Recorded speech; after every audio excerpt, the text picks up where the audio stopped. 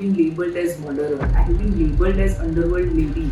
So how society in general is going to react to me once I am out? Will I able to face them? Jail is not a rehabilitation center. Though government and everybody claim jail is recruitment center. Accused in murder case, so it is labeled that she's murderer. Join us as we explore the compelling tale of Jigna Vora. Delve into the intriguing details, scandals, and captivating twists that shape her narrative. This is an unmissable journey of discovery and revelation of the Bigg Boss Season 17 contestant. Jigna Vora is a name that resonates with intrigue. Our journey begins with the enigmatic twists that shaped her life. From the scandal of being accused of killing a journalist to her life behind bars. Born in 1974, Jigna Vora is a native of Ghatkopar, Mumbai, India. Her academic journey led her to pursue a bachelor's degree in law at DG Ruparel College, an esteemed institution affiliated with the University of Mumbai. Demonstrating her multifaceted interests, she also delved into the realm of mass communications, earning a diploma from the prestigious KJ Somaiya Institute of Management, Mumbai. In 1998, Jigna Vora got married and moved to Bharuch, Gujarat, after finishing her studies at Ruparel College. Her parents arranged the marriage and told her that her husband was an engineer with a printing press. Unfortunately, she later found out this wasn't true, leading to a difficult marriage and eventual separation. After the separation in 2004, Jigna returned to her family home in Ghatkopar, Mumbai, with her 4-year-old son. Despite the challenges of being a single parent, she decided to pursue a career in journalism. Upon completing her formal education, Jigna Vora entered the professional sphere, landing a role as a court reporter at the Free Press Journal. In a mere 10 months, her dedication and skills garnered recognition, propelling her to the role of Deputy Chief of Bureau at The Asian Age. This marked the beginning of a remarkable ascent in her journalistic career. While at The Asian Age, Jigna collaborated with seasoned journalists, including Jyotirmoy Dey, functioning as a senior correspondent for Midday. Her role involved covering an array of stories, with a particular focus on defendants and their legal proceedings. Jigna delved into the intricate world of gang-related crimes and killings, contributing articles that shed light on these complex and often perilous narratives. On the fateful day of June 11th, a tragic incident unfolded in Mumbai, resulting in the untimely death of Jyotirmoy Dey, widely recognized as J-Day, a distinguished crime reporter for Midday. J-Day had earned acclaim for his investigative journalism, particularly in covering Mumbai's intricate underworld dynamics. The fatal event transpired in a shootout at Hiranandani Gardens, Powai, Mumbai, where J-Day lost his life. The assailants responsible for this heinous act were subsequently identified as hitmen with affiliations to the notorious underworld figure Chhota Rajan. The speculation circulating suggested that Rajendra Sadashiv Nikalje, widely recognized by his alias Chhota Rajan, held a prominent position as an Indian gangster and a convicted criminal. Notably, he operated as the chief of a significant crime syndicate centered in Mumbai. Rumors began to swirl, indicating that Chhota Rajan harbored resentment towards Jyotirmoy Dey due to certain articles the latter had written about him, resulting in J-Day's murder. On November 25, 2011, Jigna Vora, who worked as deputy chief of the bureau at The Asian Age, was arrested by the police. They suspected she might be involved in the important murder case of Jyotirmoy Dey. Trouble brewing for Jigna Vora, the journalist arrested in the Judy murder case. The police claimed that Vora gave crucial information to Chhota Rajan, like Dey's address and motorcycle license plate number, helping plan the crime. We have concrete evidence that Ms. Jagrati Pathak provided Jaidev Sen's details to Chhota Rajan. His photograph, his bike registration and address, all of which led to his murder, and which was eventually passed on to the shooter.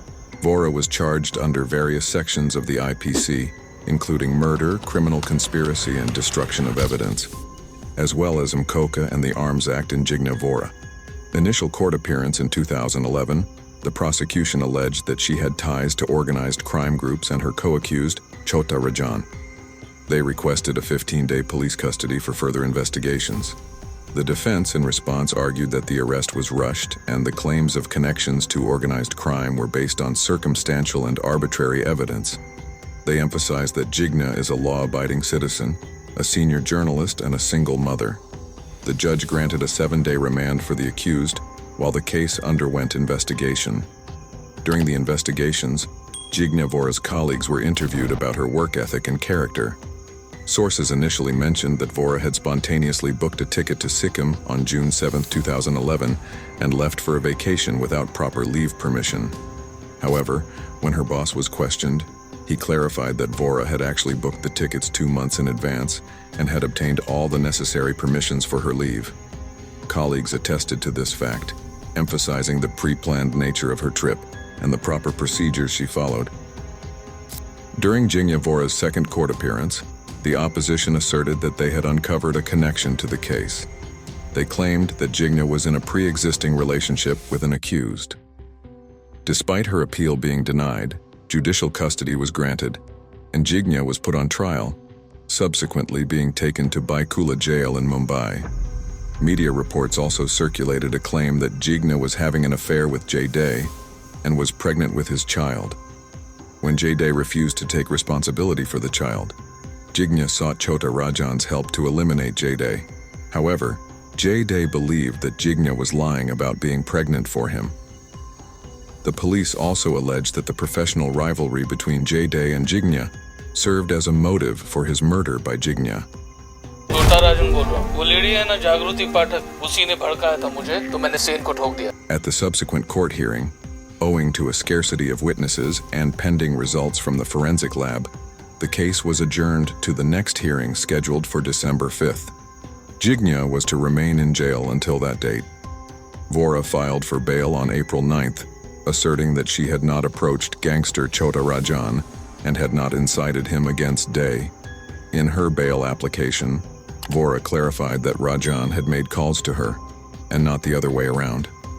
Her defense argued that the police lacked conclusive evidence linking her to the crime. The court also observed that the prosecution had not presented a forensics report containing details on the deleted messages and logs from the phone seized from Vora. This highlighted a gap in the evidence presented by the prosecution, contributing to the court's consideration of her bail plea. In 2011, following 9 months and 25 days in judicial custody, Jigna Vora's legal team successfully obtained bail for her. The court granted her bail with certain conditions. She is required to visit a police station once every 2 weeks, deposit her passport with the authorities, refrain from discussing the case with the media or anyone except her lawyer, and provide a surety bond of Rs1 lakh. These conditions were imposed to ensure her compliance with legal proceedings and to address any potential flight risk. In 2016, the case underwent a significant development as it was transferred to the Central Bureau of Investigation, CBI. Subsequently, after 7 years of legal proceedings in the Special Maharashtra Control of Organized Crime Act, MCOCA, court in 2018, Jigna Vora was ultimately exonerated of all charges. This exoneration was attributed to the insufficiency of evidence to substantiate the allegations against her. After she was acquitted of all charges, she wrote her memoir, Behind Bars in Byculla, My Days in Prison, on which Mehta's series, Scoop, is based. Jigna wrote about her trauma of being framed for murder. In her book, she also wrote about how she firmly denied the allegations that were made against her. Her memoir has details about her horrifying experience in jail. She has also written about court hearings and the time when she worked as a crime reporter breaking front-page stories. Jigna revealed that she was asked to strip by lady constables while she was on her period, and also opened up about her friendship with Pragya Thakur in jail. An excerpt from her book read, Aluminum plate, I had 2 chapatis dal and some vegetables. Strands of black hair floated in the watery dal. I put the plate aside and wept again. Pangs of pain cramped my stomach. I had hardly eaten since my arrest. I felt weak and exhausted, but I could not bring myself to eat the food I had been served. She also shared her time in jail scrubbing toilets and cells and the plight of female prisoners. Jigna, who is now a tarot reader and healer, shared details about the charges that were leveled against her. and how the cops found presumptive evidence of her links with gangster Rajan, she wrote in her book. Jigna Vora engages in the practice of healing, offers tarot card readings, and delves into astrology. Presently, she is participating as a contestant in the 17th season of Bigg Boss, a reality TV show hosted by Salman Khan. As the legal saga unfolded, Jigna Vora's case brought to light the complexities of investigative journalism and the challenges faced by individuals entangled in high-profile legal battles. If you found this exploration of Jigna Vora's story intriguing, don't forget to subscribe for more. Thank you for watching, and we'll see you in the next episode.